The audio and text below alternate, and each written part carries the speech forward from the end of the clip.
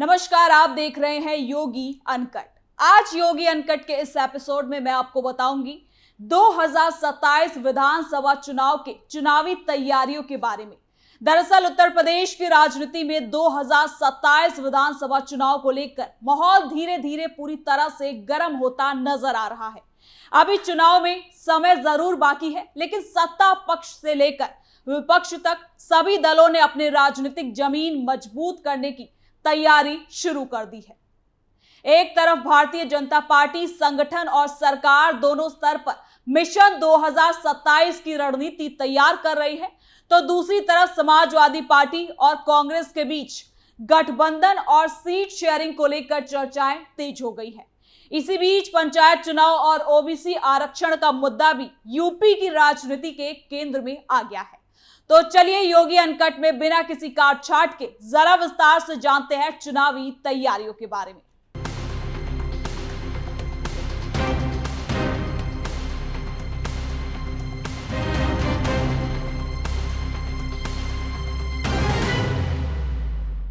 उत्तर प्रदेश की राजनीति हमेशा से देश की राजनीति का केंद्र मानी जाती है और माना भी क्यों ना जाए, देश का सबसे बड़ा राज्य है। यहाँ का चुनाव सिर्फ प्रदेश तक सीमित नहीं रहता, बल्कि इसका असर राष्ट्रीय राजनीति पर भी दिखाई देता है।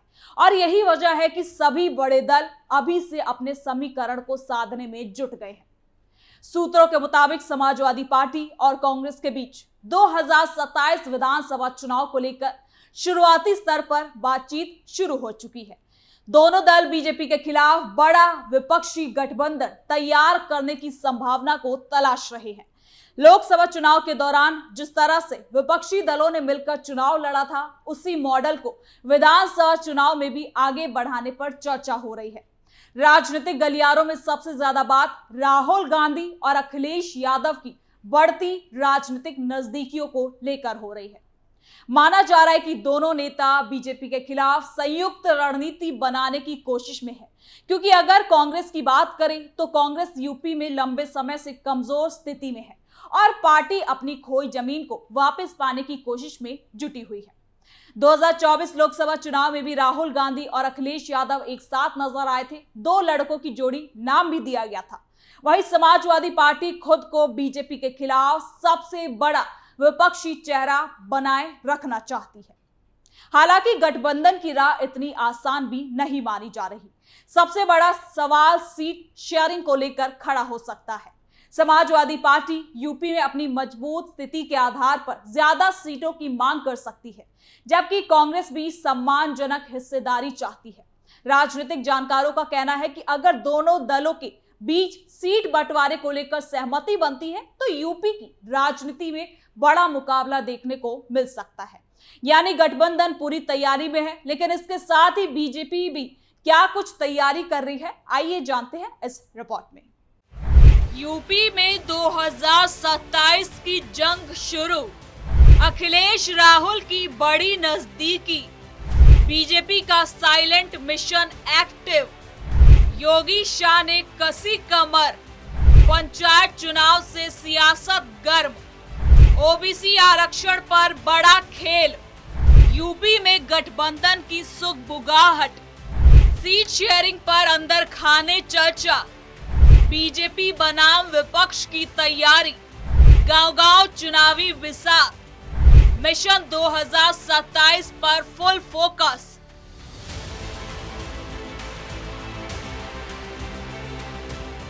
अब आपको बता दें कि बीजेपी भी किसी तरह की ढिलाई के मूड में नजर नहीं आ रही। केंद्रीय गृह मंत्री अमित शाह और मुख्यमंत्री योगी आदित्यनाथ लगातार संगठनात्मक बैठकों और रणनीतिक कार्यक्रमों में एक साथ और काफी सक्रिय दिखाई दे रहे हैं। बीजेपी ने बूथ स्तर तक संगठन मजबूत करने का अभियान तेज कर दिया है। पार्टी की कोशिश है कि गांव-गांव तक कार्यकर्ताओं की पकड़ मजबूत रहे और सरकार की योजनाओं का सीधा फायदा जनता तक पहुंचाया जाए। बीजेपी के भीतर इसे साइलेंट रिवॉल्यूशन की रणनीति भी कहा जा रहा है। पार्टी ज्यादा शोर किए बिना संगठन को जमीनी स्तर पर मजबूत करने में लगी है।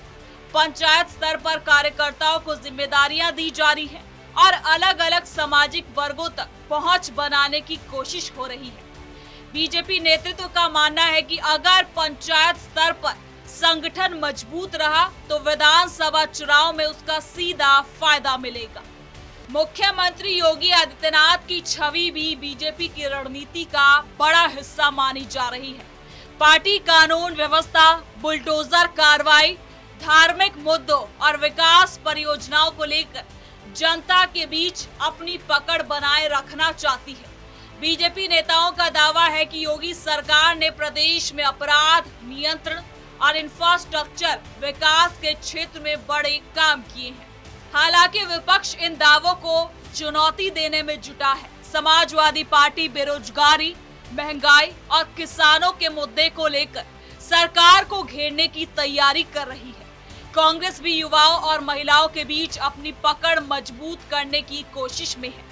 विपक्ष का मानना है कि अगर सामाजिक समीकरण सही तरीके से बनाए गए तो बीजेपी को कड़ी चुनौती दी जा सकती है।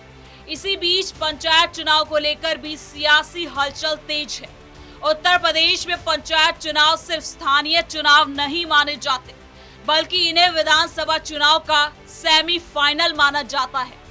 गांव में जो राजनीतिक माहौल बनता है उसका असर आगे विधानसभा चुनाव में भी दिखाई देता है और यही वजह है कि सभी दल पंचायत चुनाव को बेहद गंभीरता से ले रहे हैं।